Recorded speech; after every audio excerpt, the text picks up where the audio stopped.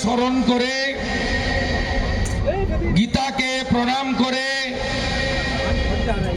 এই সমাবেশ মাত্র 48 ঘন্টার নোটিশের সমাবেশ। এই সমাবেশের জন্য খাওয়ার ব্যবস্থা হয়নি, গাড়ির ব্যবস্থা হয়নি, ট্রেন বুকিং হয়নি, পোস্টার হয়নি, দেওয়াল লিখন হয়নি। আপনারা পৌঁছেছেন এখানে। আমি সর্বাগ্রে কৃতজ্ঞতা জানাবো কলকাতা হাইকোর্টকে, মহামান্য বিচারপতি তীর্থঙ্কর ঘোষ মহোদয়, বেশ কয়েকটি রাষ্ট্রবাদী সংগঠন তারা বাংলাদেশে হিন্দু নিধন, মন্দির ভাঙা, হিন্দু মা বোনের উচ্ছেদ, লুট আর ফলাকাটা থেকে বেলডাঙ্গা পশ্চিম বাংলায় হিন্দুর ধর্মাচরণে আঘাত আর ব্যাঘাত, তার প্রতিবাদে মাত্র 48 ঘন্টা নোটিশে এই জমায়েত। গত সপ্তাহে এখানে 3 মাসের প্রস্তুতিতে দুটো মিটিং হয়েছে। একটা 29 তারিখ মাদ্রাসার বাচ্চাদের নিয়েছে সিদ্দিকুল্লাহ চৌধুরী এখান থেকে হাম দো হামারা চার, ভারতবর্ষকে, সংবিধানকে আক্রমণ করেছেন। তার জন্য পুলিশের বাধা হয়নি, হাইকোর্টে যেতে হয়নি। কলকাতা পুলিশের জলের গাড়ি, সরকারের বাস, আপ্যায়নের কোনো ত্রুটি ছিল না। যাহা ইউনূস তাহাই এপারের মমতা। 31 তারিখে জনাব ফিরহাদ হাকিম এখানে সভা করে ওয়াকফের বিরুদ্ধে, অ্যামেন্ডমেন্ট বিলের বিরুদ্ধে আওয়াজ তুলেছেন। তৃণমূলের সাংসদ কল্যাণ ব্যানার্জি এই মঞ্চ থেকে 5, 15, 25, 50 যেখানেই নামাজ হবে সেটাই ওয়াকফের প্রপার্টি হবে, এখান থেকেই ঘোষণা করেছেন। তার জন্য অনুমতি লাগেনি, পুলিশের পারমিশন লাগেনি, হাইকোর্টে যেতে হয়নি। আবার এখানেই 19 তারিখে তোহা সাহেব সভা করবেন, তাকেও হাইকোর্টে যেতে হবে না। যাহাই ইউনূস তাহাই মমতা। ভাবছেন ওপারে তো হচ্ছে আমার কি? ফালাকাটায় মণ্ডপে ঢুকে পড়ল, শঙ্খধ্বনি বন্ধ, উলুধ্বনি বন্ধ, ঢাক বাজানো বন্ধ, কাসর বন্ধ। গার্ডেন রিচে ঢুকে পড়ল, চণ্ডীপাঠ বন্ধ, স্তোত্র বন্ধ, গায়ত্রী বন্ধ, মন্ত্রপাঠ বন্ধ। আমি ওই মায়ের মণ্ডপে গিয়েই আরতি করে এসেছি গার্ডেন রিচে। যে ভাষায় কথা বললে সন্তুষ্ট হয় ওই ভাষাতে উত্তর দিয়ে এসেছি গার্ডেন রিচের মাটিতে দাঁড়িয়ে। শ্যামপুরে বিজয়া দশমীর দিন 5টা মায়ের মূর্তি ভাঙলো, কেসও হয়নি, ব্যবস্থাও হয়নি। বাউরিয়ায় নিরঞ্জন মিছিলে ঢিল ছুড়ল, রাজাবাজারে কালী পূজায় হামলা করলো, বেলডাঙ্গাতে নাকি সব হিন্দু মন্দির মুসলমানরা পাহারা দিয়েছে, আমার কথা নয়, বিধানসভায় মমতা ব্যানার্জির কথা। 50টা মন্দির ভেঙেছে। আইসি জামাল মন্দির সারাতে ব্যস্ত। 200 দোকান লুট হয়েছে, 500 বাড়িতে হামলা করেছে। 10 দিন ধরে 163 ধারা জারি করে সন্ত সমাজ, হিন্দু সমাজ, মানবাধিকার সংগঠন, বিরোধী দলনেতা সহ বিরোধীদের বেলডাঙ্গায় প্রবেশ করতে দেয়নি। তাই দুজনের মধ্যে কোনো পার্থক্য নেই। এ লড়াই বেঁচে থাকার লড়াই নয়, এ লড়াই অস্তিত্ব রক্ষার লড়াই। এ লড়াই জিততেই হবে, আর মুখ বন্ধ করা যাবে না। আমি প্রভু প্রদীপ্তানন্দজি, প্রভু সর্বানন্দ অবধূতজি, প্রভু মহামণ্ডলেশ্বর জি, প্রভু সঞ্জয় শাস্ত্রীজি, ভাই সায়ন ঘোষ, হিন্দুত্ববাদী সংগঠনের শান্তনু সিনহা, দেবদত্ত মাঝি, শঙ্কর ঘোষ, একাধিক বিধায়ক, অর্জুন সিং, জিতেন তেওয়ারি, তাপস রায় তমগ্ন সহ রাষ্ট্রবাদী সনাতনী নেতৃবৃন্দ কেউ আজকে পতাকা নিয়ে আসেনি পার্টির, সবাই ধ্বজ নিয়ে এসেছে। গতকাল বাংলাদেশ থেকে বলা হয়েছে ওরা কি চট্টগ্রাম নিয়ে নেবে।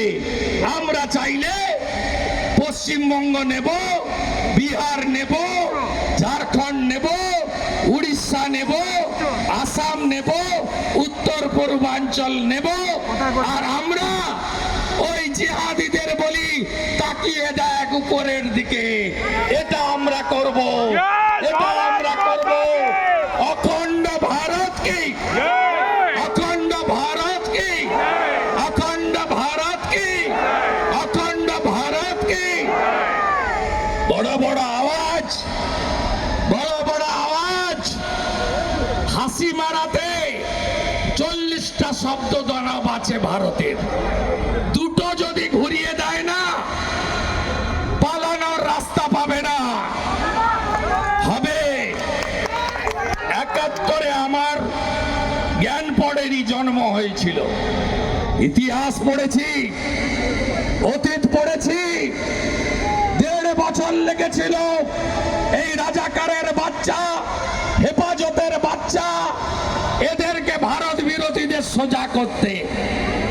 30 লক্ষ শহীদ, 14 লক্ষ বাঙালি হিন্দু, 17,000 ভারতীয় আর্মি, তার মধ্যে 3,000 বিএসএফ এর জওয়ান। আমাদের জন্যই বাংলাদেশ তৈরি হয়েছে। মনে নেই রাজাকারের বাচ্চা? 71-এ 93,000 রাজাকার ধরা পড়েছিল ভারতীয় আর্মির হাতে। মুখে বলছি না, ভারতীয় আর্মি কি করেছিল মনে নেই? আর আমরা উদার, আমরা শান্তিপ্রিয়, নিজ ধর্মে আস্থা রাখি, অপর ধর্ম শ্রদ্ধা করি। স্বামী বিবেকানন্দ, প্রভু শ্রী চৈতন্য দেব, স্বামী প্রণবানন্দ মহারাজ, তারা আমাদের এইসব শিখিয়ে দিয়ে গেছেন। আমরা 93,000-কে মুক্তি দিয়েছিলাম। আর একটা 16ই আগস্ট, 16ই ডিসেম্বর আসছে, বিজয় দিবস। পাকিস্তানের আর্মি জেনারেল নিজামি আত্মসমর্পণ করেছিল। 2025 হিন্দুরা আর একটু চোয়াল শক্ত করে রাখুন, মুক্তিযোদ্ধারা আর একটু ঐক্যবদ্ধ থাকুন। 20 জানুয়ারি 2025-এর পরে বিশ্ব সমাজ বাংলাদেশের জন্য এগিয়ে আসবে। অবৈধ অবৈধ লোকেদের উৎখাত করব।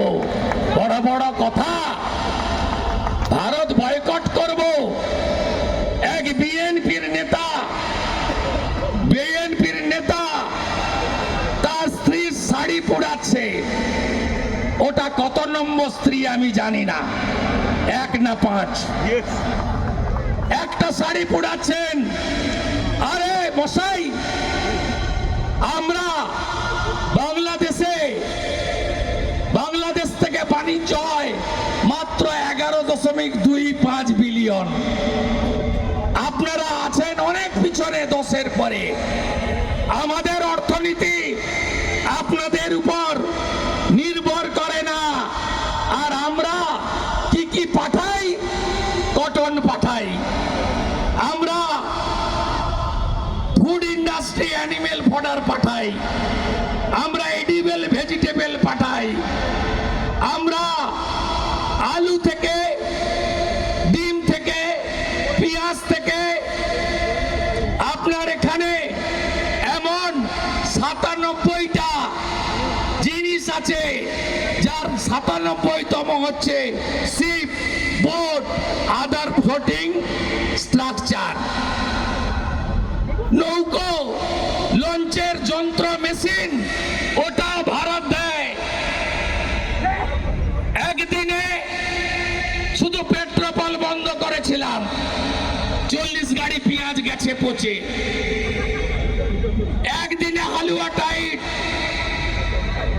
এক্সপোর্টাররা, ইম্পোর্টাররা বলছে সবাই হিন্দু, সবাই হিন্দুদের বাঁচাতে চায়। বলছে দাদা 7টা দিন আটকে দিতে পারলে না, এদের অবস্থা কি হবে দেখবে। ইউনূসের চামড়া তুলে নিয়ে আসবে বাংলাদেশের লোক গিয়ে। আপনাদের কিছু করতে হবে না, করব আমরা। আরে রাজনীতি পরে হবে, আগে তো হিন্দুর বাচ্চা, আগে তো আমাদের সব হিন্দুকে এক হতে হবে। মহারাজরা বাঙালি হিন্দু বলছিল, কেন বলছিল? কারণ আছে। বাঙালি হিন্দুরা ঐক্যবদ্ধ হতে পারেনি, এখনো ঐক্যবদ্ধ হয়নি। ভাবছেন শ্যামপুরে মেরেছে, বাগনানে তো কিছু হয়নি। বাউড়িয়ায় ঢিল মেরেছে, উলবেড়িয়ায় তো কিছু হয়নি। আরে বেলনাগাতে কার্তিক পুজোয় ভেঙেছে, কাটোয়া কালনায় কার্তিকের গায়ে তো হাত দেয়নি। তাই মহারাজরা বলছিলেন বাঙালি হিন্দু তুমি এক হও। কারণ রাজস্থানের হিন্দুরা ঐক্যবদ্ধ হয়েছে, ইউপির হিন্দুরা ঐক্যবদ্ধ হয়েছে, যোগীজির বাণী গ্রহণ করেছে। হরিয়ানা বাটেঙ্গে তো কাটেঙ্গে, এক रहेंगे তো সেফ रहेंगे। মহারাষ্ট্রে ছত্রপতি শিবাজী মহারাজের মাটি ঐক্যবদ্ধ হয়েছে। সেখানে ঔরঙ্গজেব, যোগীজি ওখানে গিয়ে আরেকটা লাইন অ্যাড করেছিলেন। হরিয়ানায় বলেছিলেন বাটেগে তো কাটেগে, এক रहेंगे তো সেফ रहेंगे। আর মহারাষ্ট্রে গিয়ে যোগীজি বলেছেন বাটেগে তো নির্মমতা কা শহীদ কাটেগি। ঔরঙ্গজেব কেটেছিল, তাই মহারাষ্ট্র ভূমে এক হয়েছে। তবে এক হবেন আপনারা? আমি তো আমার নির্বাচন কেন্দ্রে এক করে ফেলেছি। 21-এ মমতা ব্যানার্জি আমাকে হারাতে গেছিল, 25% মুসলমান, 65,000 ভোট। আমার 75,000 হিন্দু, নানাভাবে বিভক্ত। আমি বললাম হিন্দু তুমি এক হও, মমতাকে হারাতে হবে। রোহিঙ্গা মুসলমান ঢুকিয়ে বাংলা ধ্বংস করছে। 72টা জায়গায় বিএসএফ কে বেড়া করতে দেয় না। পশ্চিম বাংলায় পূজা করতে গেলে